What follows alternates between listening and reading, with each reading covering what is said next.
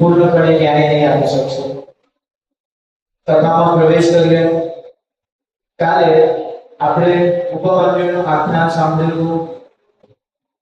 આયુર્ભોગ્ય ઋષિ એમના 3 શિષ્ય ઉપમન્યુ, આરુણી અને વેદ. આ 3 શિષ્યોમાંથી આરુણીની કથા તો આપણને બધાને ખબર નથી, એટલે એ કથાનો વિસ્તાર કરેલો હતો. સાથે સાથે ઉપમન્યુની કથા એ આપણે કાલે શ્રવણ કરી, આપણને બધાને ખ્યાલ હશે કે એમાં શું આવ્યું. અને એ ઉપમન્યુની કથાની પછી જે ત્રીજો શિષ્ય હતો વેદ, એ વેદ નામનો આયુર્ભોગ્યના જે શિષ્ય હતા, એ શિષ્ય ગુરુના આશીર્વાદથી, ગુરુની સેવાના પ્રતાપથી પરમ જ્ઞાની બન્યા. અને જે ક્ષણમાં ગુરુકુલ છોડ્યું, આશ્રમ છોડ્યું, એ આશ્રમ છોડ્યા પછી તરત જ એમને પણ પોતાના શિષ્યો બનાવી દીધા. અને એ શિષ્યોમાંથી એક ઉત્તમ, એમની કથા આપણે કાલે શ્રવણ કરી હતી. હવે કથામાં કઈ એવું હતું કે એક ઉત્તમ રાજા, ઉત્તમ ઋષિ પૌષ્ય રાજાના પત્ની પાસેથી કાનના 2 કુંડળ લેવા જાય છે. આ કથા આપણે કાલે શ્રવણ કરી હતી. આ પાછું ફ્લેશબેકમાં જવાનું કારણ કે કદાચ જો વિસ્તૃત થઈ ગયું હોય તો આપણને કનેક્શન બની જાય. તો એ પૌષ્ય નામના જે રાજા હતા, એમની પત્નીના પાસેથી કુંડળ લીધા. કુંડળ કઈ રીતે પ્રાપ્ત કર્યા એ પણ આપણને ખબર છે. હવે એ કુંડળ જે સમય પર પ્રાપ્ત કર્યા, એ સમય પર એ જે રાજાની પત્ની હતી, એ રાજાની પત્ની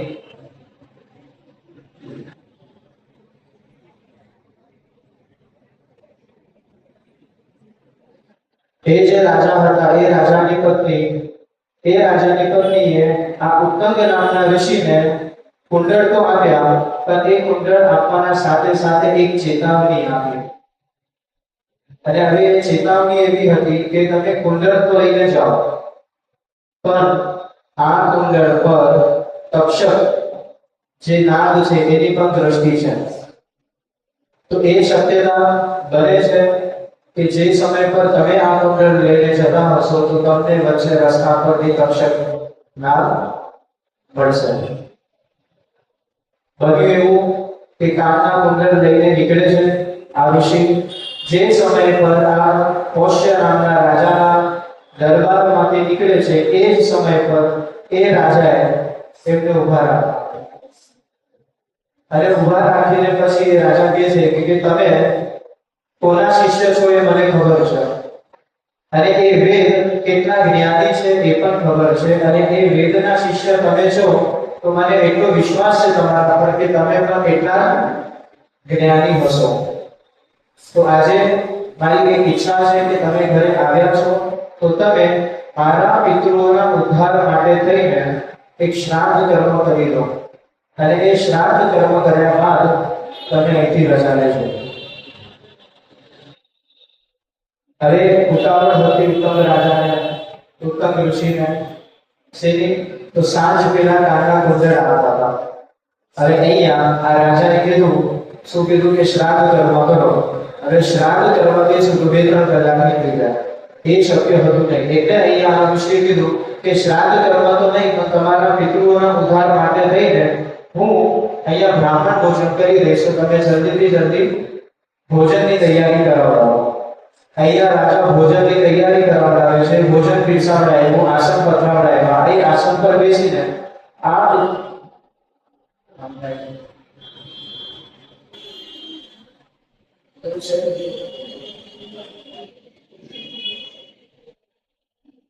આસન પર બેસીને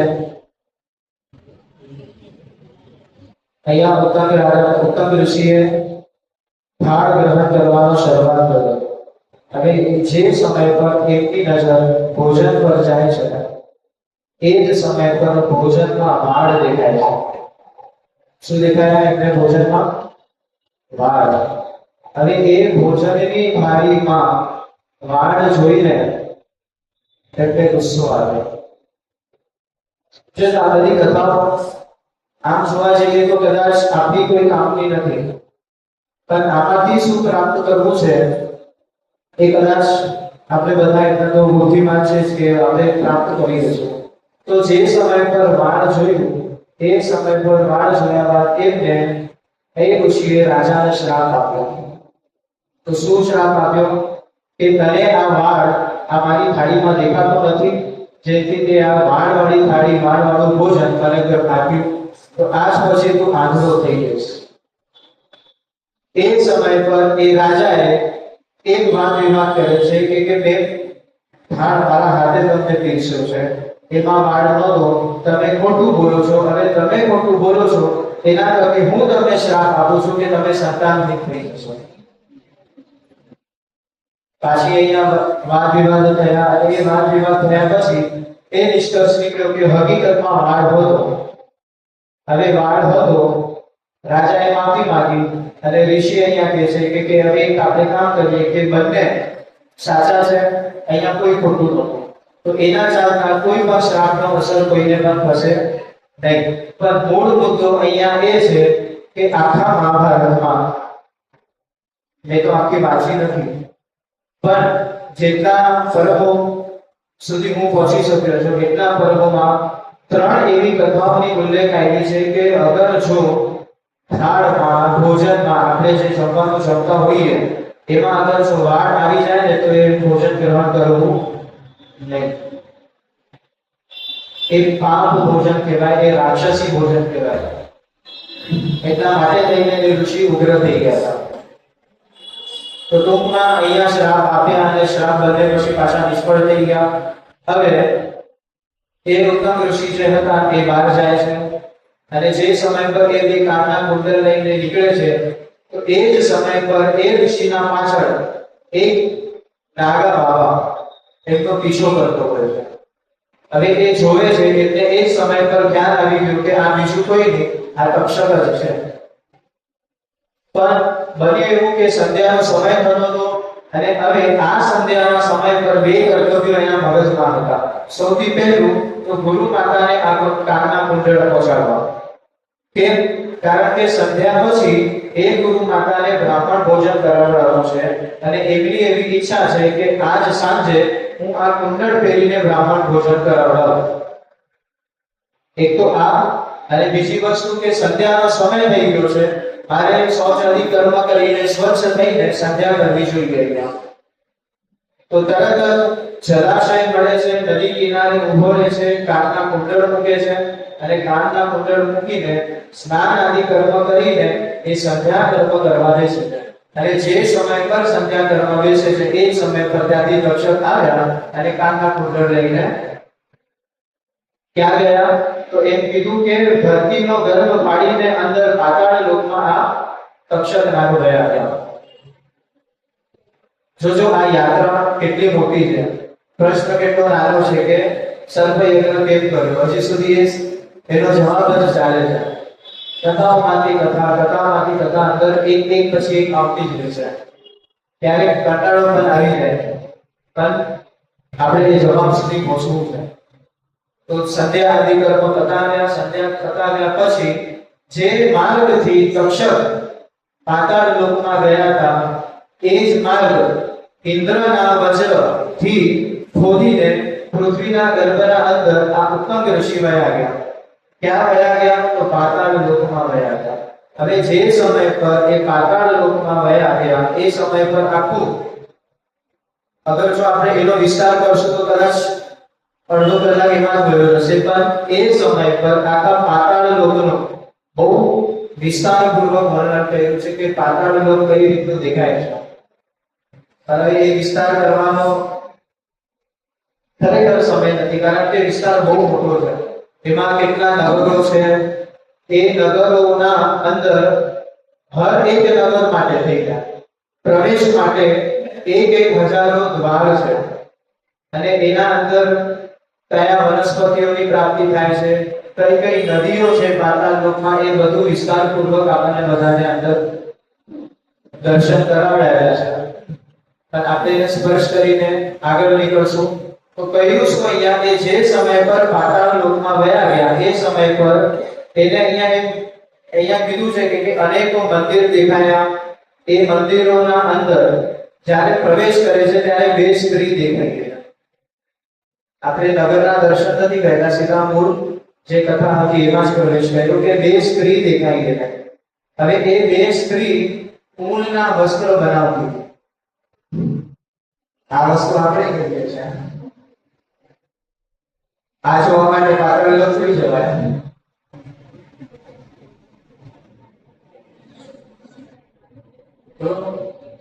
એ ઉત્તમ ઋષિને બે સ્ત્રીના દર્શન થયા. એ બે સ્ત્રી ત્યાં ઊનના વસ્ત્રો બનાવતી હતી અને એ વસ્ત્ર બનાવતી હતી એમાં બે દોરા હતા, એક સફેદ અને એક કાળા રંગનો દોરો હતો. આ બધી બહુ વિસ્તારપૂર્વકની કથાઓ કીધી છે. 12 આરીનો એક બહુ મોટું ચક્ર હતું. એ 12 આરી 6 કુમારો, 6 યુવાન કુમારો એ 12 આરીને ફરાવતા હતા. એ 12 આરીના વચ્ચે બે મોટી આરી હતી. એના સાથે સાથે એક મોટો પુરુષ, વિરાટ પુરુષના દર્શન થયા અને એક ઘોડાના દર્શન થયા. આ ઉત્તમ ઋષિના. હવે જેને કાલની કથા સાંભળી છે ને એ તરત જ આ કથા સાથે એકરૂપ થઈ જશે. હવે જે સમય પર આ ઉત્તમ ઋષિને એક ઘોડાના દર્શન થયા અને એ ઘોડાના સાથે સાથે એક વિરાટ પુરુષના દર્શન થયા, એ જ સમય પર એ વિરાટ પુરુષે ઉત્તમ ઋષિને કીધું કે તમે અહીંયા શું કરવા આવ્યા છો એ મને ખબર છે. તો શું કરવા ગયા હતા? કાનના કુંડળ લેવા માટે.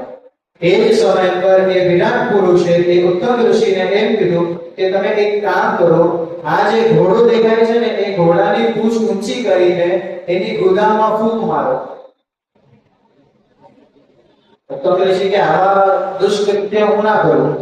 તો કે હું કહું છું ને તારે કરવું જ પડશે. અગર જો આ કૃત્ય તમે નથી કરતા તો તમે આ પાતાળ લોકમાંથી બહાર નીકળી શકશો નહીં. તો એ જ સમય પર એ ઉત્તમ ઋષિએ ઘોડાની ગોદામાં ફૂંક મારી અને જે સમય પર ફૂંક મારી એ જ સમય પર આખું પાતાળ લોક બળીને ભસ્મ થયું. અને એ પાતાળ લોકના આદિ છે વસુંતુ નાગલોક અને એ જ નાગલોકમાંથી કશ્યપ એ કુંડળ લઈને બહાર આવી ગયા. અહીંયા કથાની વિરામ થાય છે અને અહીંયા ઉગ્રશ્રવા શૌનકને આ પાછી આખી કથા વિસ્તારપૂર્વક કહે છે. આખી કથા 2 વાર કીધી છે અહીંયા. હવે ઉગ્રશ્રવા આ કથાનો આખો વિસ્તાર કરે છે અને શૌનકને કહે છે કે ઓલી જે બે સ્ત્રી હતી ને એ કોણ હતી? તો એમ કીધું કે ધાતા અને બીજી વિધાતા હતી. અને પછી એ જે ઊનના વસ્ત્રો છે 2 રંગના હતા, કાળા અને સફેદ. તો એ રાત અને દિવસ હતા. સાથે સાથે જે 12 આરીઓ હતી એ 12 આરી નહીં, બીજું કઈ નહીં પણ 6 એ સમયના ચક્રો હતા, જે આપણે જે 12 કલાક જે આપણે કહીએ ને એ. અને જે 6 કુમારો હતા એ બીજા કોઈ નહીં પણ આ ઋતુઓ હતી. 6 ઋતુઓ હતી. અને એ સમય પર એક ઉત્તમ ઋષિને એક ખ્યાલ નહોતો કે કેટલો સમય પસાર થઈ ગયો મારો પાતાળ લોકમાં. એ પાતાળ લોકમાંથી કાઢવા માટેની જે યુક્તિ ઓલા વિરાટ પુરુષે આપી હતી કે ઘોડાની ગુદામાં ફૂંક માર, તો એ વિરાટ પુરુષ બીજો કોઈ નહીં, કાલે જે બળદ ઉપર બેઠો હતો ને એ.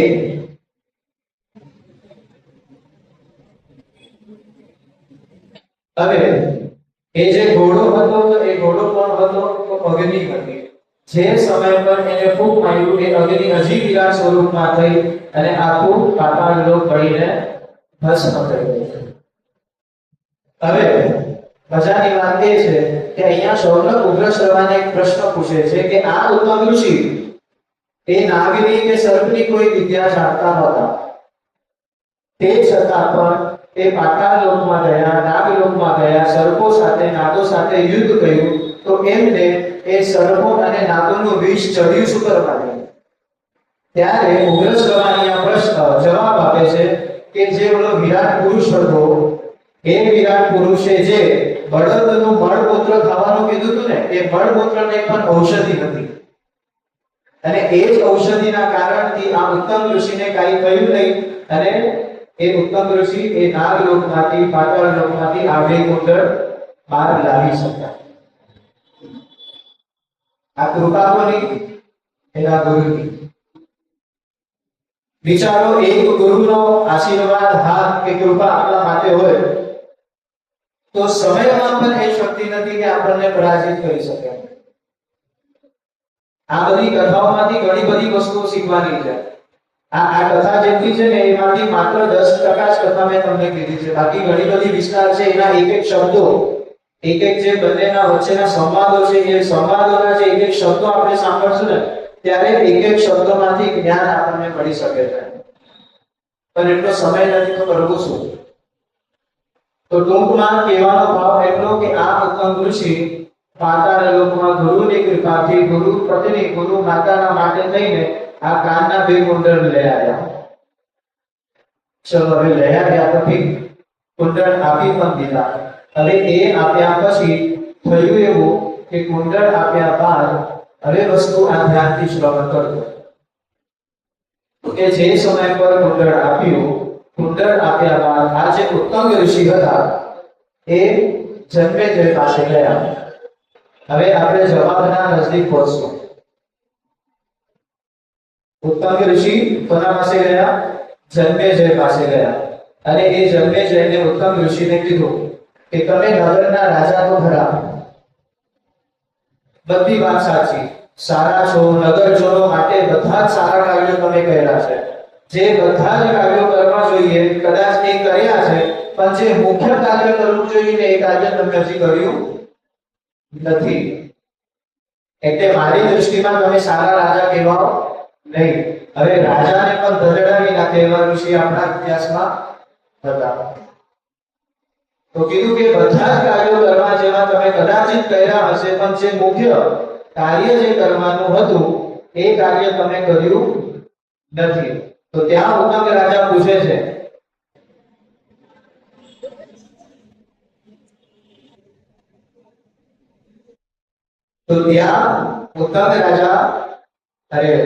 જન્મેજય ઉત્તમ ઋષિને પૂછે છે કે એવું કયું કાર્ય મારું રહી ગયું છે કે તમે મને આમ કહો છો કે તમારું મુખ્ય કાર્ય રહી ગયું કરીને? તો ત્યારે અહીંયા વિસ્તારપૂર્વક પાછી ઉત્તમ ઋષિ જન્મેજયની આખી કથા કરે છે. એ કથાના મૂળથી જ આપણે જાણીએ તો અહીંયા એક જ શબ્દમાં આપણે સમજીએ કે તમારા પિતાની મૃત્યુ તમને ખ્યાલ છે કઈ રીતે થઈ ગઈ? તો જન્મેજય કહે છે હા. તો કે કઈ રીતે? તો કે અક્ષર નાદ કરડવાથી. હવે અહીંયા ઉત્તમ ઋષિ પૂછે છે શું તમને એ ખાતરી છે કે તમારા પિતાનો મોક્ષ થયો છે? તો કે હા, મને ખાતરી છે મોક્ષ થઈ જ ગયો હશે. કેમ? કારણ કે ભાગવત આપણે બધાએ શ્રવણ કરી છે. કોના માટે થઈ હતી કેટલા માટે. તે છતાં પણ તમારા પિતાનો જે હત્યારો છે એ હજી આઝાદ પડે છે બહાર. તો કોણ? તક્ષકનાગ. તમે એના સાથે કોઈ વેર નથી લીધું, તમે એને પ્રત્યુત્તર હજી સુધી કોઈ આપ્યો નથી, તો તમે રાજા છે ના. આવી આ ઉત્તમ ઋષિ અહીંયા આને જન્મેજયને ચઢાવે છે. આવા એક કારણ નથી બતાવ્યા. જન્મેજય સર્પ યજ્ઞ કેમ કરે છે એવા એક કારણ નથી બતાવ્યા. મહાભારતમાં કદાચ મારા ખ્યાલથી 3 એવા કારણો બતાવ્યા છે અને દેવી ભાગવતમાં 2 કારણ બતાવ્યા છે. કુલ 5 એવા મુખ્ય કારણો છે જેના માટે થઈને આ જન્મેજય સર્પ યજ્ઞ કરે છે. એમાંથી આપણે આ એક કારણ હજી જાણીએ. તો શું કે અહીંયા ઉત્તમ ઋષિ જન્મેજયને જઈને ચઢાવે છે કે હજી સુધી તમે વેર તમારું વાળ્યું નથી. હજી સુધી તમારો જે દુશ્મન હતો, તમારા પિતાનો જે હત્યારો હતો એ બાર એમને ખુલ્લો કરે છે. તમારે એના સાથે વેર વાળવું જોઈએ, તમારે એમને સબક આપવું જોઈએ. ત્યારે જઈને જન્મેજય વિચારે છે કે જો શું આપણે કેમ કારણ એમ કહીએ ને કે ભાઈ મૂળ તો કોણ હતો? પરીક્ષિત, જે જ્ઞાની હતા, જે સત્યના માર્ગ પર ચાલતા. પણ સત્ય કદાચ 100% પ્રબળ હશે અને એ 100% સત્યના સામે 1% અસત્ય પણ આવી જશે ને તો ક્યાંક અસત્યમાં એટલી શક્તિ હોય છે કે 100% ને ડગમગાવી નાખે. અને વસ્તુ અહીંયા એ જ બની છે. જન્મેજયને ઈચ્છા નહોતી સર્પયજ્ઞ કરવાની, પણ આ જે ચડામણી હતી એના માટેથી એ ચડામણીના થકી એમને મગજમાં એક આવી એક યુક્તિ, અને એમને ખાલી એક પ્રશ્ન પૂછ્યો અહીંયા ઉત્તમ ઋષિને. તો શું પૂછ્યું કે સર્પો સાથે ભેદ લેવા માટે ભૂતકાળમાં કોઈ આવું કર્મ કોઈએ કર્યું છે? આપણે જે જઈએ ને કોઈ ડોક્ટર પાસે કે પછી તો બહુ ચલો બ્રાહ્મણ પાસે, તો આપણે એમને પૂછીએ કે આ મારો પ્રોબ્લેમ છે, તો તમે જે સોલ્યુશન આપ્યું છે એ સોલ્યુશન શું કોઈ બીજાએ પહેલા કરેલું છે? તો હું બરાબર, મેં તો નહીં. તો આ જ રીતે અહીંયા જન્મેજય પણ પૂછ્યું કે સર્પોને મારવા માટે આવો કોઈ યજ્ઞ પૂર્વ ભૂતકાળમાં થયો છે? આવી કોઈ એવી ક્રિયા કે પ્રક્રિયા છે જેથી આપણે સર્પોનો વિનાશ કરી શકીએ? ત્યારે અહીંયા ઉત્તમ ઋષિ કહે છે કે હા, એક સર્પ નામક યજ્ઞ છે. એ યજ્ઞ અગર જો કરશો તો તમે તક્ષકને મારી શકશો. ત્યારે અહીંયા દવા પણ આ ઉત્તમ ઋષિ તેને આપે છે. હવે પાછું તરત બીજો પ્રશ્ન અહીંયા જન્મેજય પૂછે છે કે યજ્ઞના યજ્ઞમાંથી સર્પ ઉત્પન્ન થાય અને આપણે એનો વિનાશ કરી શકીએ? આ ખાતરી તમે મને આપો. ત્યારે અહીંયા સર્પ તો નહીં, પણ બીજી આખી કથા અહીંયા પાછી વિસ્તારપૂર્વક ચાલુ થઈ છે. તો એ કીધું કે તમે સર્પની વાત કરો છો, અહીંયા અગ્નિના માધ્યમથી, યજ્ઞના માધ્યમથી આખો પુરુષ ઉત્પન્ન થયો છે. તો કોણ થયા છે? તો એની આખી આ બીજી અહીંયા કથા ઊભી થાય છે. કેટલી અટપટી કથાઓ છે, એક કથામાંથી એક કથામાંથી એક. આ બધી વસ્તુ તમને સાંભળીને અટપટું લાગતું હશે. હું અત્યારે જે બોલું છું આ કથા સમજવા માટે થઈને મને 2-2, 3-3, 4-4 કલાક લાગ્યા છે. કારણ કે આ કથા એક લાઈનમાં તમને હું સંભળાવું છું, પણ આ વસ્તુ બધી તૂટેલી છે. એક કથાનો ભાગ બોરીવલી મળશે, બીજી કથાનો ભાગ મલાડમાં મળશે. એટલે બોરીવલીથી સીધા કાંદીવલી નહીં જવાય, પહેલા મલાડ જાઓ, પછી મલાડનો ભાગ લઈને આપણે વિચારીએ કે પાછો બોરીવલીમાં મળી જશે. નહીં, પાછો બીજો કોઈ ભાગ સાંતાક્રુઝ પડ્યો છે. એટલા અલગ અલગ અધ્યાયોમાં આ કથા વેચાયેલી છે, અને એ બધી જગ્યાએથી આ આખી કથા તમને સમજાય એ પ્રમાણે આખી એક સારી રીતે સીધી રૂપરેખા બનાવેલી છે, જેથી આપણને એ વસ્તુ સમજાય. હવે વાત અહીંયા આવે છે યજ્ઞની, કે આવા યજ્ઞો કરવાથી શું ઉત્પન્ન થાય અને શું પ્રાપ્ત થાય. હવે આ આખી ચેપ્ટર અહીંયા છૂટી જાય છે. પૂર્ણ તત્વ અડધું રહી ગયું, બધી કથાઓ અધૂરી રહે છે, અને બધી કથાઓ પછી એક સાથે પૂર્ણ થઈ જશે. તો અહીંયા આ કથા અધૂરી રહીને અહીંયા વિરામ આપ્યો, અને પછી પાછી તરત બીજી કથા ઊભી થઈ. તો શું કથા ઊભી થઈ? તો એમ કીધું કે આવા યજ્ઞોથી કોણ ઉત્પન્ન થયું છે એ કથા તમે મને વિસ્તારપૂર્વક કહો. તો અહીંયા ઉગ્રશ્રવા અને શૌનકના 2 સંવાદ બતાવે છે. અને ત્યારે ઉગ્રશ્રવા શૌનકને કહે છે, તો શું કહે છે કે તમારા વડવાઓ ની ઉત્પત્તિ અગર જો થઈ હોય ને તો અગ્નિમાંથી થઈ છે. કોની? શૌનક ઋષિની ઉત્પત્તિ. જે પ્રમાણે આપણે આપણું ગોત્ર બધાને ખ્યાલ હોય, તો એ ગોત્ર શું હોય ખ્યાલ છે? આપણા કુળની જે મૂળથી ઉત્પન્ન થઈ ગઈ સૌથી પહેલો પુરુષ એ જે છે એ કોણ છે? તો એવા અમુક ઋષિઓ છે, આપણે એની સંતાનો છીએ. હવે આપણે કયા ઋષિના વંશજ છે એ આપણું ગોત્ર. અને કશ્યપ આપણે બધા તો જાણીએ છીએ કે કદાચ ના ખબર હોય તો આપણે બધા કશ્યપ લગાડી દઈએ. તો ટૂંકમાં અહીંયા આ ઉગ્રશ્રવાએ એમ કીધું કે તમારા જે વડવાઓ છે એમની ઉત્પત્તિ ક્યાંથી થઈ છે? તો યજ્ઞમાંથી થઈ છે. કઈ રીતે થઈ એ તમે હવે વિસ્તારપૂર્વક સાંભળો. એટલે અહીંયા મૂકી આ કથા, અને બીજી કથા અહીંયા વિસ્તારપૂર્વક પાછી ચાલુ કરી. અને વિસ્તારપૂર્વકમાં પ્રવેશ કર્યો તો સૌ પ્રથમ એમ કીધું કે એક સમય પર બ્રહ્માજીએ વરુણનો યજ્ઞ કર્યો હતો અને એ વરુણ યાગમાંથી કોણ ઉત્પન્ન થયું? તો એમ કીધું કે ભૃગુ ઋષિ ઉત્પન્ન થયા. આપણને બધાને ખબર છે ભૃગુ ઋષિનો ક્રોધ કેટલો છે. હવે યજ્ઞમાંથી, ગરમીમાંથી, અગ્નિમાંથી ઉત્પન્ન થયા હોય તો સ્વાભાવિક રૂપ છે કે ક્રોધ તો રહેવાનો. તો આ ભૃગુ ઋષિ અગ્નિથી ઉત્પન્ન થયા.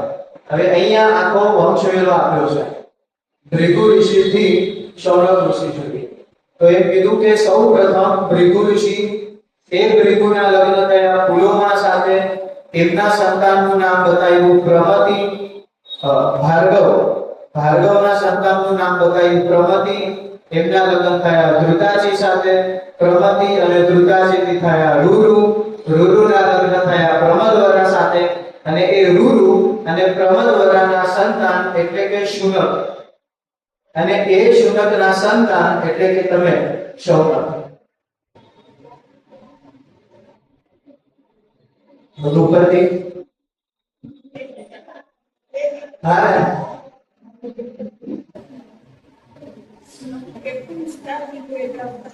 આ આખો વિસ્તાર તો હજી ખાલી નામનો છે.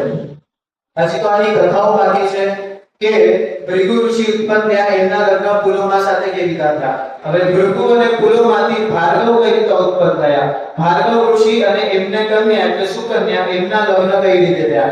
આ બેના થકી પ્રમતિ અને ધૃતાજી આ કઈ રીતે ઉત્પન્ન થયા. અને પ્રમતિ અને ધૃતાજીથી રૂરુ ઉત્પન્ન થયા. રૂરુના લગ્ન પ્રમદવરા સાથે કઈ રીતે થયા. અને પછી પ્રમદવરા અને રૂરુ એમના માધ્યમથી શુનક ઉત્પન્ન થયા.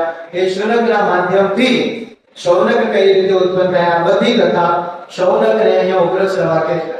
અને આપણે બધા જે રીતે આમ બેઠા છે એ જ રીતે શૌનક બેઠા છે.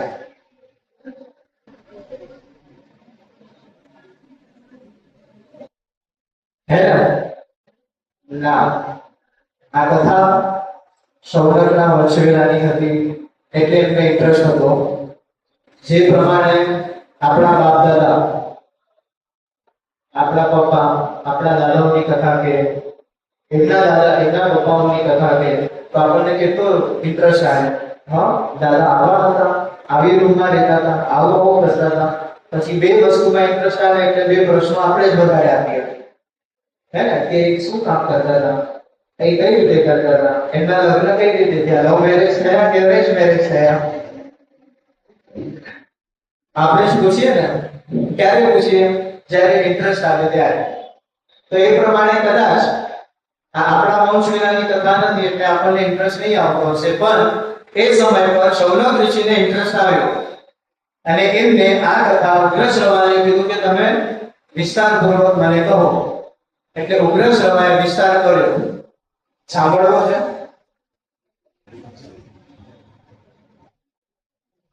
સાંભળવો છે ને? તો હવે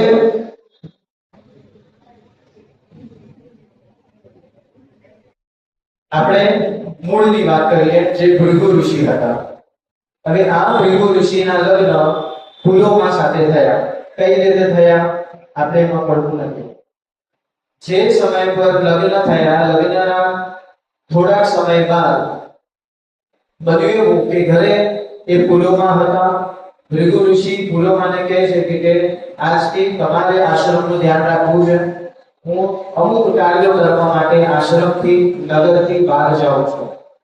જે સમય પર ભૃગુ ઋષિ બહાર ગયા અને પુલોમા ઘરે એકલા હતા, એ સમય પર ત્યાં એક રાક્ષસ આવ્યો. હવે એ રાક્ષસ, જે પ્રમાણે આપણને બધાને ખબર છે, કાલે પણ સાંભળ્યું કે સારા ગુણવાળા વ્યક્તિને સામે ગમે તેટલો ખરાબ વ્યક્તિ હશે એનામાં કંઈક તો સારું દેખાઈ જ જશે. એ જ પ્રમાણે આ જે પુલોમા હતી એને આ રાક્ષસમાં પણ કંઈક સારું દેખાયું અને એને એવું વિચાર્યું કે આ કદાચ ભિક્ષા માંગવા આવ્યો હશે તો આને ફળ ઇત્યાદિ વસ્તુઓ ભિક્ષામાં દાનમાં આપો. હવે જે સમય પર એ પુલોમા ભિક્ષામાં આ રાક્ષસને આપવા જાય છે તો બન્યું એવું કે આ રાક્ષસ એને પકડી લે છે અને એનું અપહરણ કરવાનો પ્રયત્ન કરે છે. હવે જે સમય પર અપહરણ કરવાનો પ્રયત્ન કરે છે એ સમય પર ભૃગુ ઋષિના માધ્યમથી જે અગ્નિહોત્ર સ્વરૂપ બન્યા હતા કાયમી, એ હવનકુંડમાં અગ્નિ પ્રજ્વલિત રહેતી હતી. એ અગ્નિ હવે આજે આ રાક્ષસને રોકે છે કે તમે જે આ કાર્ય કરો છો એ યોગ્ય નથી, એ દુષ્કૃત્ય છે, એવું તમારે કરવું યોગ્ય નથી. જો અગર આ ભૃગુ ઋષિને ખબર પડશે તો તમને ભૃગુ ઋષિના ક્રોધની પણ કોઈ વસ્તુની ખબર નથી. તો આ કાર્ય કરવાથી અહીંયા એ અગ્નિહોત્રના જે અગ્નિ હતા એ અટકાવે છે. જો આ કથા છે, પણ જ્યારે આ કથાના અંદર આપણે વ્યાસના શબ્દો થોડા સમજવાના પ્રયત્નો કરશું ને તો આપણને કથામાંથી થોડું જ્ઞાન મળશે. હવે અહીંયા વ્યાસના એવા શબ્દો છે કે રાક્ષસ તો કીધું છે, આ જે પણ રાક્ષસ હતો, તમને પહેલા જ કહી દઉં કે આ રાક્ષસનું નામ શું હતું, ખ્યાલ છે? તો આ રાક્ષસનું નામ પુલોમા જ હતું. પત્ની પણ પુલોમા અને રાક્ષસનું નામ પણ પુલોમા. હવે જે સમય પર આ રાક્ષસ પ્રવેશ કરે છે એ સમય પર વ્યાસ અહીંયા લખે છે, તો વ્યાસજી શું લખે છે કે આ રાક્ષસ કામ વૃત્તિથી પીડિત થયો, ઉત્તેજિત થયો એમ નથી કીધું. મેં પહેલા જ કીધું કે વ્યાસજીના શબ્દો અહીંયા બહુ મહત્વના રૂપ આપણને ધરાવે છે અને એના માધ્યમથી આપણને બહુ સારું જ્ઞાન મળશે. સૌથી પહેલા તો અહીંયા ત્રણ શબ્દોને ભાર આપણે આપ્યા, એક તો રાક્ષસ, કામ અને પીડિત. તો અહીંયા વાક્ય શું આપ્યો છે કે રાક્ષસ કામથી પીડિત થયો. હવે એનો અર્થ આપણે એ જ લગાડવાનો કે જે પણ વ્યક્તિ કામથી પીડિત થાય છે ને એ રાક્ષસના યોગ્ય છે. રાક્ષસ કામથી ઉત્તેજિત નથી થયો તો શું થયો છે? એ વ્યક્તિની વૃત્તિ બદલાઈ, કામ રૂપી વૃત્તિ આવી, એ વૃત્તિનો પ્રવેશ થયો એટલે એ રાક્ષસ બન્યો. હવે જે સમય પર એ રાક્ષસી વૃત્તિ એના એ પુલોમામાં આવી, અહીંયા આ અગ્નિ રોકે છે, એ જ સમય પર અહીંયા આ રાક્ષસ પુલોમા જે છે એ અગ્નિ સાથેનો આપણો સંવાદ બતાવ્યો છે અને અગ્નિને કહે છે કે તને કોઈ વાતની ખબર નથી, તું અમારા વચ્ચે પડ નહીં, આ મારી પત્ની છે. શું કહે છે રાક્ષસ? કે આ મારી પત્ની છે. ત્યારે એ અગ્નિ, જોજો આ બધી કથાઓ આપણા ધર્મમાં કેટલી મહત્વનું ધારણ ધરાવે છે. ત્યારે એ અગ્નિ એ રાક્ષસને કહે છે, અરે મૂર્ખ, જે સમય પર ભૃગુ ઋષિ અને આ પુલોમાના લગ્ન થયા ને ત્યારે સાક્ષી તરીકે હું હતો.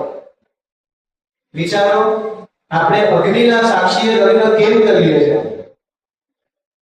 કારણ કે આગળ જતા કદાચ કોઈ પણ અડચણ આવે ને તો એ અગ્નિ આપણને મદદરૂપે ઊભી રહે છે. આપણે તો આજે અગ્નિહોત્ર નથી, કોઈ અગ્નિ ઘરે રાખતું પણ નથી. પહેલાના કાળમાં ચલો હવનકુંડ નહીં, પણ આપણા છેલ્લા 50 વર્ષમાં આપણા ગામોમાં પણ આયા છે કે ચૂલામાં પણ 24 કલાક અગ્નિ પ્રજ્વલિત હોય છે. થાય છે ને? આપણે બધાએ જોયું હશે. તો ત્યારે અહીંયા અગ્નિ શું કહે છે કે આ ભૃગુ ઋષિ અને પુલોમાના જે સમય પર લગ્ન થયા એ સમય પર સાક્ષી તરીકે હું હતો. એટલે અહીંયા તો ખોટો છે, આ દુષ્કૃત્ય કર નહીં, પુલોમાને છોડી દે અને તું અહીંયાથી ભયો જા. અને મજાની વાત છે કે આ સમય પર પુલોમા એમ કહે છે કે સાક્ષી બાક્ષી બધું આપણે સાઈડમાં મૂકીએ, તું મારી વાત સાંભળ. તો શું વાત સાંભળ? ત્યારે એ પુલોમા નામનો રાક્ષસ અગ્નિને એમ કહે છે કે જે સમય પર આ પુલોમા કન્યા નાની હતી એ સમય પર જ્યારે બહુ રડતી હતી ત્યારે એના પિતાએ વારંવાર એ પુલોમાને ચૂપ કરાવવા માટે એમ કીધું કે ચૂપ થઈ જાય તો રાક્ષસ તને લઈ જશે, ચૂપ થઈ જાય તો રાક્ષસ તને લઈ જશે. અને એ સમય પર એ સ્થાન પર હું હાજર હતો અને એના પિતાના પરવાનગીથી આજે એ સમય પર એના પિતાના પરવાનગીથી હું મનોમન આ પુલોમાંથી વળી ગયો હતો. એટલે ભૃગુના પહેલા મારા લગ્ન આ પુલોમા સાથે થયા. કેટલી અદ્ભુત કથાઓ છે. અને આ જ કથાઓ થી એક દોષી શાસ્ત્ર પણ ઉત્પન્ન થયું અને ગરડા એમ કહેતા કે સંધ્યાના સમય પર કાંઈ બોલવું નહીં. કેમ ના બોલવું?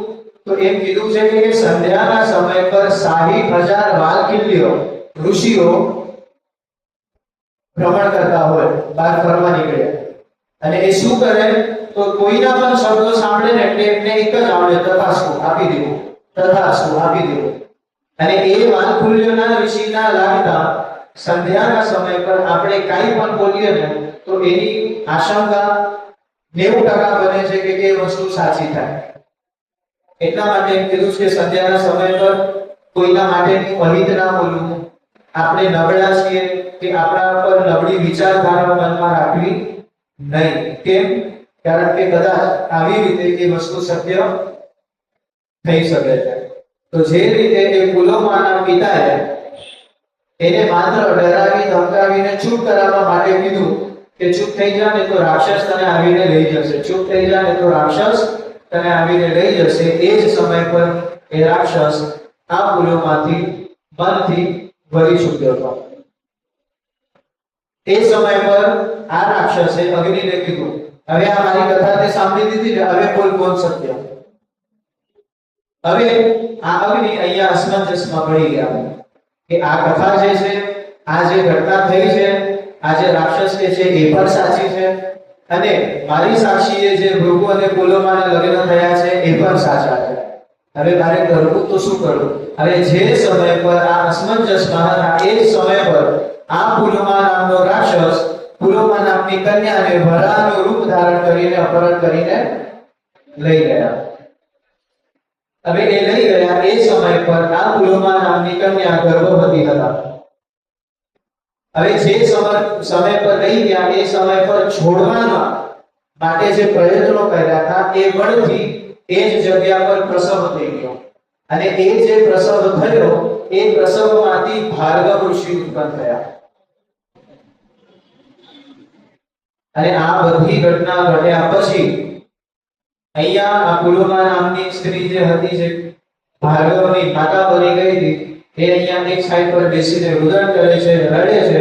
અને ત્યાંથી ભૃગુ ઋષિ આવીને કહે છે કે આ દુષ્કૃત્ય કર્યું મને. તો આખી કથા અહીંયા આ પુલોમા ભૃગુને કહે છે અને કહે છે કે ધન્ય છે તમારા તેજને કે તમારી અગ્નિએ પણ મારા માટે બચાવવા માટે થઈને પ્રયત્ન કર્યા, પણ અગ્નિએ કોઈ સાક્ષી આપી નહીં. અને બીજું, ધન્ય છે તમારા તેજને, જે તેજ તમારા આ સંતાનમાં આવ્યું અને એ સંતાનના યોગ બળથી આજે હું બચી છું. હવે ક્રોધ આવ્યો ભૃગુ ઋષિને અને તરત જ જાય છે અગ્નિ પાસે અને અગ્નિને શ્રાપ આપ્યો. તો શું શ્રાપ આપ્યો? તો અગ્નિને એ શ્રાપ આપ્યો કે તું સર્વભક્ષી બનીશ. સર્વભક્ષી એટલે બધું જ તું ખાઈ લઈશ. આપણને બધાને ખબર છે કે અગ્નિ અગર વિરાટ સ્વરૂપ થાય તો પછી અગ્નિ કોઈની લજ્જા રાખે નહીં. અગ્નિ એક જ જનથી ડરે. કોનાથી?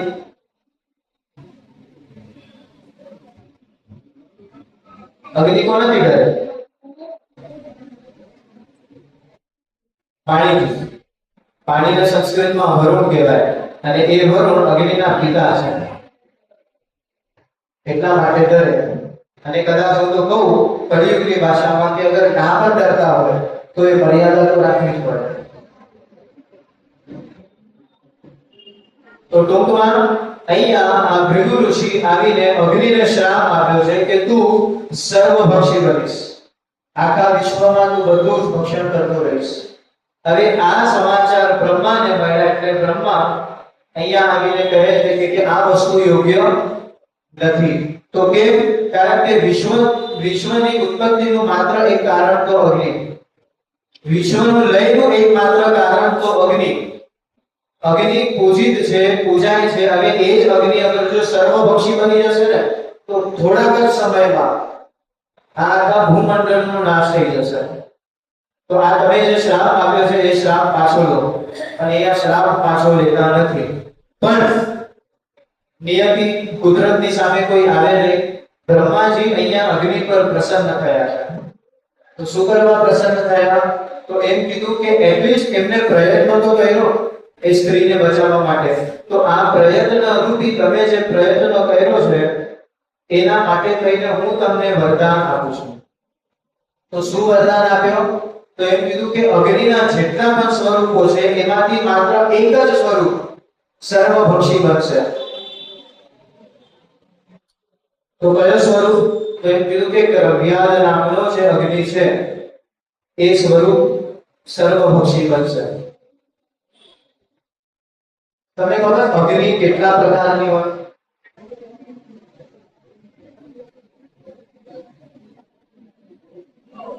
નથી ખબર? ખબર હોવી જોઈએ આ બધી વસ્તુ.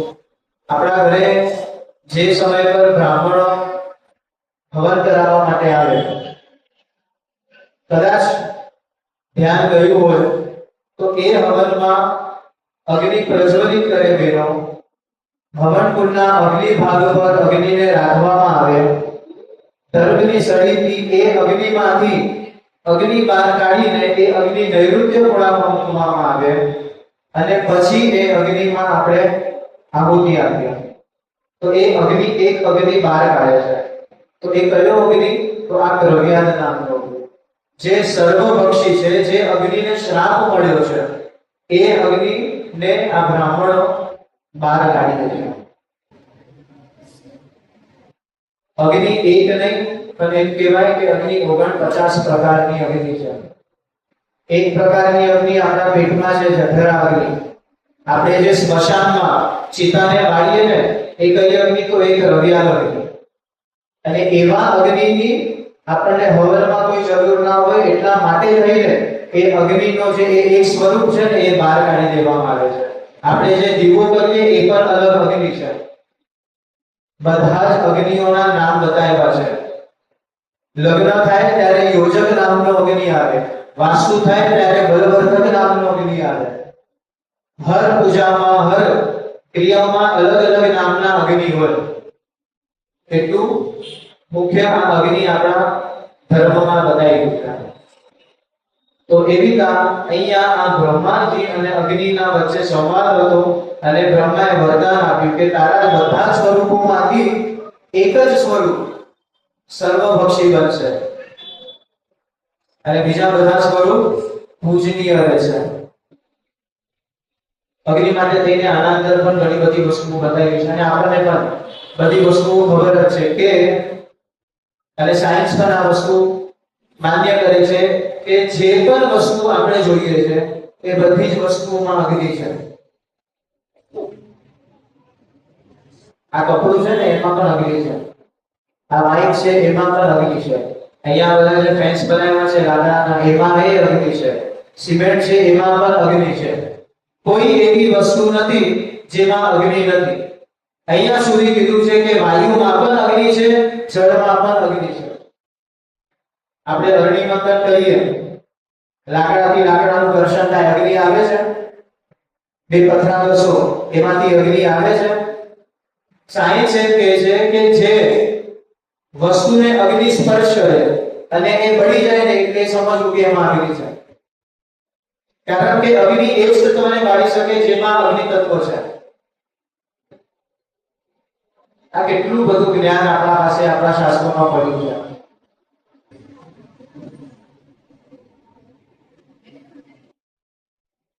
પણ આપણે ભજનો સાંભળવા હોય તો જ્ઞાન આવે ક્યાંથી? ભજનો પણ સાંભળવા જોઈએ. ના નથી, એ ભજનો આપણું ચિત્ત પ્રસન્ન બનાવે છે. એમાં એક રૂપિયાની ના નથી, પણ એ પ્રસન્ન ચિત્તને લઈને કરશો શું? અગર તો તમારામાં જ્ઞાન નહીં હશે, વિદ્યા નહીં હશે, વિવેક નહીં હશે તો શું કરશો? એ પ્રસન્ન પણ નથી. આપણે બહાર જઈને મીરાના જેમ બજારમાં નાચવાના તો નથી જ ને. એટલા માટે ભારતને પહેલા પણ કીધું હતું ને કે એ ભારત ભૂમિ જ્ઞાનનો રથ છે. વગર જ્ઞાને કોઈ વ્યક્તિ કાંઈ કરી શકતું નથી.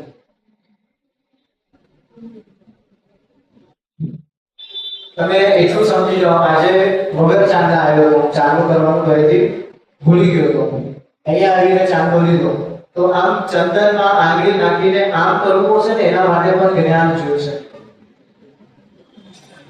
એવું નથી કે જ્ઞાન ખાલી પાસ થવા માટે જોડે.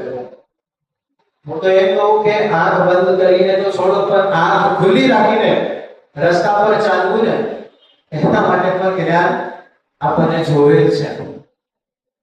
અને આ બધી વસ્તુ અને આથી પણ વિશેષ જ્ઞાન આપણને આ બધા ગ્રંથોમાંથી મળે છે. તો આ રીતે અહીંયા આ અગ્નિને શ્રાપ મુક્ત તો નથી કર્યા, પણ શ્રાપને વરદાનમાં એક ફેરવીને અહીંયા બ્રહ્માજીએ ફેરવ્યા. હવે અહીંયા કથા થઈ ભૃગુ ઋષિ પુલોમાની, અને એ પુલોમાના કવિ કોણ ઉત્પન્ન થયા? ભાર્ગવ. ભૃગુ અને પુલોમા, અને એમના કવિ ભાર્ગવની ઉત્પત્તિ થઈ, ભાર્ગવે જન્મ લીધો. અને એ ભાર્ગવને ચવર તરીકે પણ આપણે બધા ઓળખીએ છીએ. અને હજી એક નામ જે મહાભારતમાં આપ્યું છે એમના માટે, તો એ કીધું છે કે ચ્યુત. આપણે બધા કહીએ ને અચ્યુતમ કેશવમ, તો અ કાઢી દો તો શું શબ્દ રહી ગયો? ચ્યુત. એટલે કે જે બાળક ગર્ભથી કાં તો યોનિ માર્ગથી એના જાતે પ્રસવિત થઈ ગયો હોય એનું નામ છે ચ્યુત. તો અહીંયા આ મહાભારતને ચ્યુત કીધું છે, અને એટલા માટે જ આપણે બધા કૃષ્ણને કોના નામથી ઓળખીએ છીએ? અચ્યુત. આપણે કૃષ્ણ જન્મ મનાવીએ, પણ એક અવતાર છે.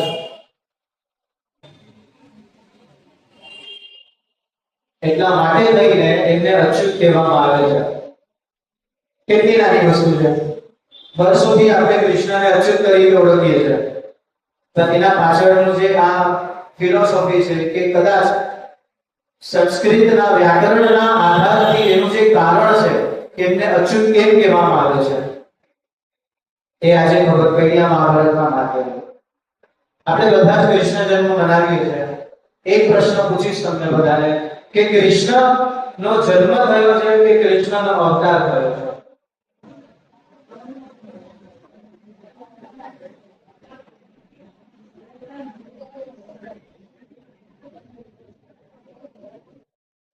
માઈક મારા પાસે છે, તમારા પાસે નથી, તો થોડું જોરથી બોલો. અવતાર. પાકું? તો આપણે કૃષ્ણ જન્મ કેમ મનાવીએ?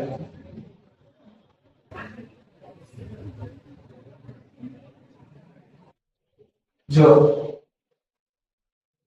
ચલો, આપણા સામે આ બે માર્ગ છે, એક છે જન્મ અને બીજો છે અવતાર. આપણે હજી મજા કરી રહ્યા કે આ જન્મ અને અવતાર વચ્ચે તફાવત છે.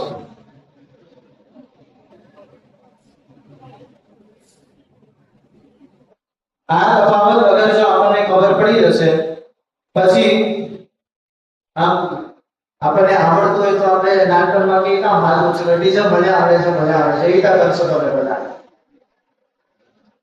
આ જન્મ અને અવતાર વચ્ચે તફાવત શું? સમજવી છે તફાવત, કે આ બંને વચ્ચે ફેર શું છે? ચલો તમને બધાને જરાક 10 મિનિટ આજે લઈ લઈએ. એક કથાના માધ્યમથી આપણે સમજીએ કે જન્મ શું અને અવતાર શું. એક સમયે બન્યું એવું કે એક બાળક વનમાં બસ એમ જ મજા કરવા નીકળ્યો. કેરીની સીઝન છે તો કેરી તોડવા નીકળ્યો. પણ બન્યું એવું કે ચાલતા ચાલતા એ એક બાળક કૂવામાં પડી ગયો. ત્યારથી સાંભળજો, બાળક કૂવામાં પડી ગયો. બીજો બાળક આવ્યો. એ બાળકે આ પહેલા બાળકને જોયું કે આ કૂવામાં પડી ગયો છે. ધીમેથી ચાલશું, આપણે સમજશું સાથે સાથે. પહેલો બાળક ઓચિંતાના કૂવામાં પડી ગયો. બીજો બાળક આવ્યો. એ બીજા બાળકે પહેલા બાળકને કૂવાની અંદર જોયું. હવે એ બીજા બાળકે શું કર્યું? તો એને થોડી યુક્તિ વાપરી કે ઝાડ સાથે દોરી બાંધી, એ દોરી નાખી કૂવામાં, અને એને બચાવવા માટે એ દોરીના બળથી કૂવામાં ઉતર્યો. હે ને? હવે આ બે કૂવામાં, કથા કરો. હવે કો જન્મ શું અને અવતાર શું?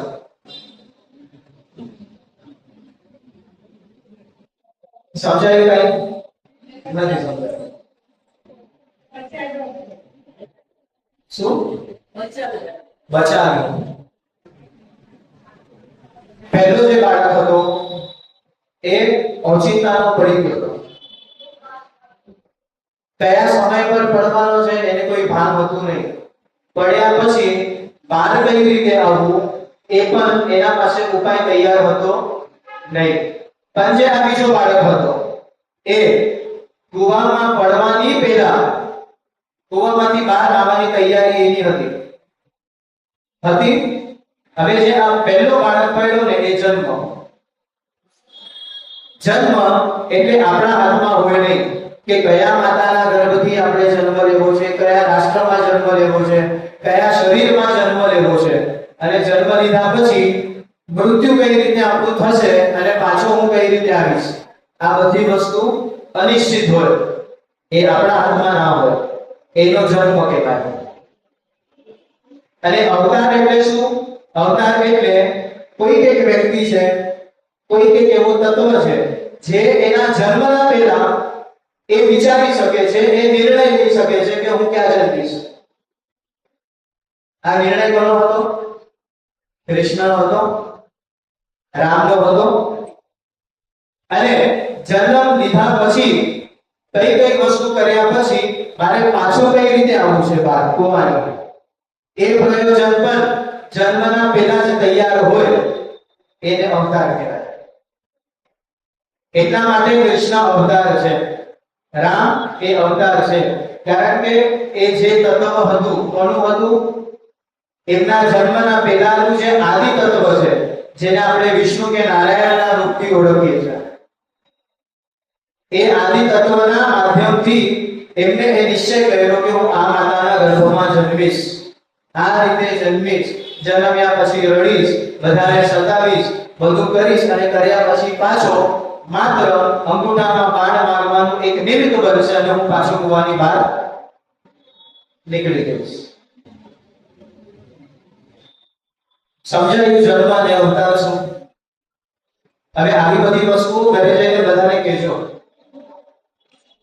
કેમ? મને ફાયદો થાય છે.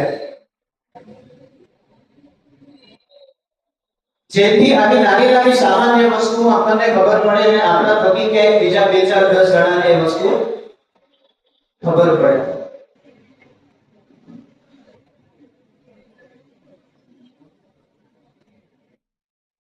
તો એવી આ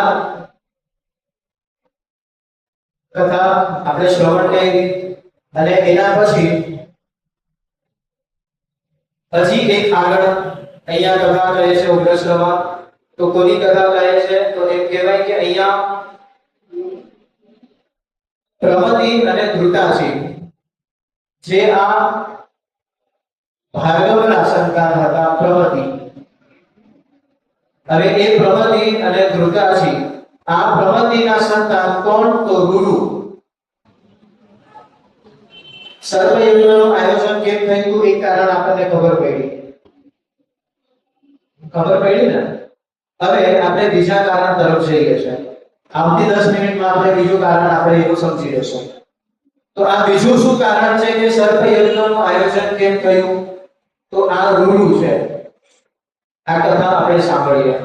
તો અહીંયા એમ કીધું છે કે ગંધર્વરાજ વિશ્વવસુ અને મેનકા એક અપ્સરા હતા અને ગંધર્વરાજ વિશ્વવસુ.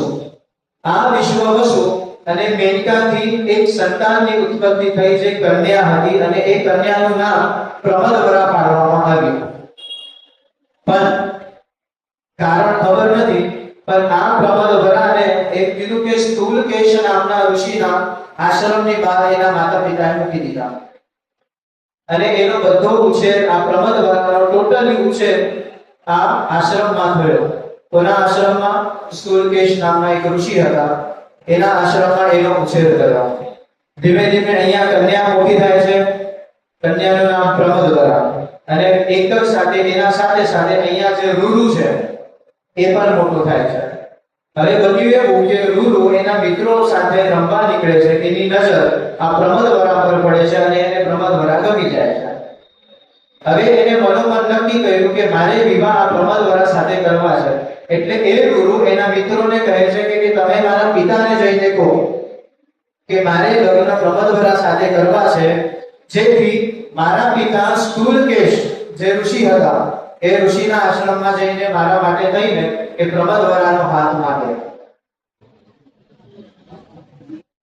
ખ્યાલ આવ્યો? હવે આ રૂરુના જે પિતા હતા પ્રમતિ, એ પ્રમતિ અહીંયા જાય છે અને રૂરુ માટે થઈને આ પ્રમદવરાનો હાથ ઋષિ પાસેથી માંગે છે. ઘર સારું, સંતાન સારું, સંસ્કારો સારા, કુળ સારા, તો પછી કોઈ ના પાડે? કોઈ જ ના પાડે.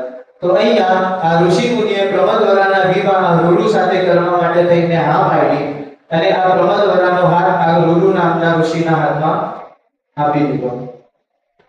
આગળ નક્ષત્રો બતાવ્યા છે, સમય બતાવ્યા છે, કયા સમયમાં આ બંનેના વિવાહ થયા, કયા સમયમાં આ બંનેના વારદાન સંસ્કાર થયા, એટલી બારીક માહિતી આપણને આ મહાભારત ગ્રંથમાં આપી છે. હવે આ બંનેના લગ્ન નક્કી થયા. હવે બન્યું એવું કે જે સમય પર લગ્ન નક્કી થયા એ સમય પર આ જે પ્રમદવરા હતા એ પ્રમદવરા વન ક્રીડા કરવા માટે એમની સખીઓ સાથે વનમાં જાય છે. લગ્ન નક્કી થઈ ગયા.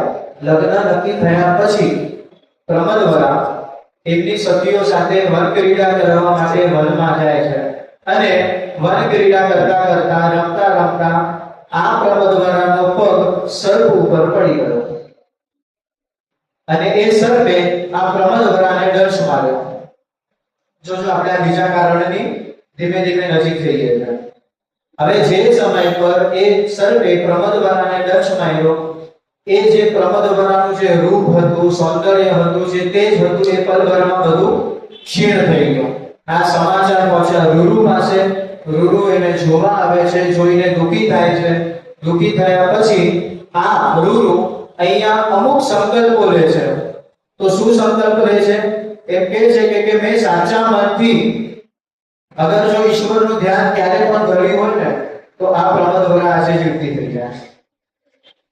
જો મેં સાચા મનથી બ્રાહ્મણોની સેવા કરી હોય તો આ પ્રમદવરા આજે પાછી જીવતી થઈ જાય. મેં અત્યાર સુધી જન્મથી આ ક્ષણ સુધી અગર બ્રહ્મચર્યનું પાલન કર્યું હોય તો આ પ્રમદવરા જીવતી થઈ જાય. આવા 5 સંકલ્પો લે છે અને 5 સંકલ્પ લીધા પછી પણ બધું કાઈ નહીં. એ જે તેજહીન જીવહીન એવી તાજ પડી હતી, એ પડી હતી, પણ 5 સંકલ્પો લીધા પછી દેવદૂત ત્યાં આવે છે અને એ દેવદૂત એમ કહે છે કે મૃત્યુ થઈ ગયું એ થઈ ગયું, હવે કાઈ કહી શકશે નહીં. પણ એક રસ્તો છે. અગર જો તમને એવી ઈચ્છા છે કે આ પ્રમદવરા પાછી જીવિત થઈ જાય તો એક ઉપાય છે, એક રસ્તો છે. તો કયો રસ્તો? તો તમારું અડધું આયુષ્ય અગર જો તમે પ્રમદવરાને આપી દેશો તો એ પાછી જીવતી થઈ જશે. એક ક્ષણનો પણ વિચાર અહીંયા રૂરુ કરતા નથી. તરત જ દેવદૂતને કહે છે કે હું મારું અડધું આયુષ્ય માટે બંધાવું છું, મારું અડધું આયુષ્ય પ્રમદવરાને લાગી જાય. જે સમય પર આ સંકલ્પ કર્યો એ સમય પર અહીંયા પ્રમદવરા પાછી જીવતી થઈ ગઈ. હવે આ શું એમને પ્રમદવરા બહાર નીકળી ગઈ હશે, એમને સર્પ ઉપર પગ પડ્યો હશે?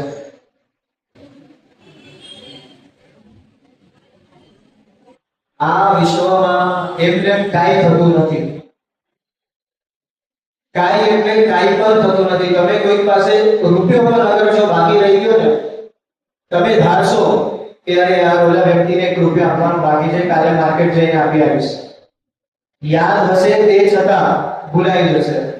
પાછું મહિના દિવસ પછી યાદ આવશે, પાછું ભૂલાઈ જશે. એ રૂપિયો પાછો તમે આપી જ નહીં શકશો. અને એ રૂપિયો નથી આપ્યો ને એ કોઈનું તો કારણ બનીને આગળ ભવિષ્યમાં ઊભું થઈ જશે. તમે કોઈ પાસેથી રૂપિયો લઈ લીધો છે, તમને મજા આવી ગઈ, એ મજા ભવિષ્યમાં સજા બનીને ઊભી થઈ જશે. કોઈ પણ દિવસે કોઈ પણ વ્યક્તિ સાથે કોઈ પણ વસ્તુ એમને થતી નથી. અહીંયા હતું એવું કારણ કે આ જે ઋતુ હતા ને, આ ઋતુનું આયુષ્ય બહુ મોટું હતું, બહુ લાંબુ હતું, અને આનું આયુષ્ય ટૂંકું કરવા માટે અહીંયા આ વસ્તુ થઈ. હવે ટૂંકું કેમ કરવું હતું એ તો બધું આપણે આગળ જેમ જેમ કથાઓ આવશે એમ એમ જોશું, પણ ટૂંકમાં અહીંયા આ પ્રમદવરા જીવની થઈ ગઈ. હવે અહીંયા પ્રમદવરા જીવની થઈ, તે છતાં પણ આ લોકોને ગુસ્સો હતો કે આ સર્પના માધ્યમથી પ્રમદવરાની આવી દશા થઈ હતી. હવે આ આખા સર્પનો જે કુળ છે ને એને હું છોડીશ નહીં. હવે એ કુળ સાથે શું શું કરે છે એ આપણે કાલે જોશું, પણ હમણાં 5 મિનિટ છે તો એ આપણે 5 મિનિટમાં એક વસ્તુ જોઈ લઈએ કે ભાઈ આપણે જે આટલી સર્પોની જે વાત કરીએ છે એ સર્પોને થોડું ઓળખી લઈએ. મહાભારતમાં તો સર્પો વિશે ઘણું બધું છે, પણ સાથે સાથે ભવિષ્ય પુરાણમાં આખા 5 અધ્યાય માત્ર ને માત્ર સર્પોની માહિતી માટે આપી છે. એ 5 અધ્યાય વાંચો ને તો તમને એમ લાગશે કે હું કોઈ આમ નેશનલ જ્યોગ્રાફી કે ડિસ્કવરીની કોઈ પુસ્તક વાંચું છું, પ્રાણી વિષયની કોઈ પુસ્તક વાંચું છું. એટલું જ્ઞાન આ 5 અધ્યાયોમાં ભવિષ્ય પુરાણમાં આપેલું છે. હવે એમાં એમ લખ્યું છે, આપણે બધું 5 જ મિનિટમાં ધડાધડ બધી વસ્તુઓ તમને માહિતી આપી દો, અને તમને એ વસ્તુ યાદ રાખીને તો કઈ અર્થ નથી, પણ સાંભળીને એટલીસ્ટ એટલું થશે કે હા આપણા શાસ્ત્રોમાં કેટલું લખ્યું છે. એમ કીધું છે કે જેઠ અને અષાઢ મહિનામાં સર્પો રતિક્રિયા કરે છે. એના પછી વર્ષા ઋતુના 4 જે મહિના આવે છે એમાં આ સર્પો અંડા આપે છે. તો કેટલા આપે છે આ બધી વાત કોઈ બહારની નથી, આપણા પુરાણોની છે. તો એ કીધું કે એક સર્પિણી એક સમય પર 240 અંડા આપે છે. એના પછી સર્પિણી રોજ એક અંડો ખાઈ જાય છે. આ વસ્તુ તો આપણને બધાને ખબર જ છે, ખ્યાલ છે ને? એના પછી એક સર્પનું આયુષ્ય લગભગ 120 થી 150 વર્ષનું હોય છે. સર્પ જન્મે, એ જન્મ્યા પછી 7 દિવસ પછી એના દાંત આવે છે, 21 દિવસ પછી એનામાં વિષ આવે છે. એ સર્પને 240 પગ હોય છે. વિચારો, વ્યાસજી કરવા ગયા છે, કેટલું જ્ઞાન આપ્યું છે. અને એ 240 પગ નું માપ પણ આપ્યું છે. એ પગનું માપ કેટલું? તો કીધું કે ગાયની એક રૂવાટી હોય ને એટલું માપ હોય છે. જે સમય પર એ સર્પ ચાલે એ સમય પર પગ એના જાતે બહાર આવી જાય, અને સર્પ ઊભો રહી જાય એટલે એના પગ એના જાતે અંદર વયા જાય, ઓટોમેટિક એકદમ ટેસ્લાની જેમ બટન દબાવો એટલે દરવાજો ખોલો, આપણે ગાડીની બહાર. એવી રીતે ચાલવું છે ત્યારે આ પગ બધા બહાર આવી જશે. એના પછી 240 પગ છે, 220 આંગળીઓ છે, 220 સાંધાઓ છે, એક મુખ છે, 2 જીભ છે, 32 દાંત છે અને 4 દાઢ છે. શું લાગે છે, આ વ્યાસજી મોડું પડ્યું હશે? કેટલું આપ્યું છે, ઘણી બધી વસ્તુઓ છે. હજી તો આ વસ્તુ હું પૂર્ણ કરી શકું છું 2 મિનિટ વધારે લઈને.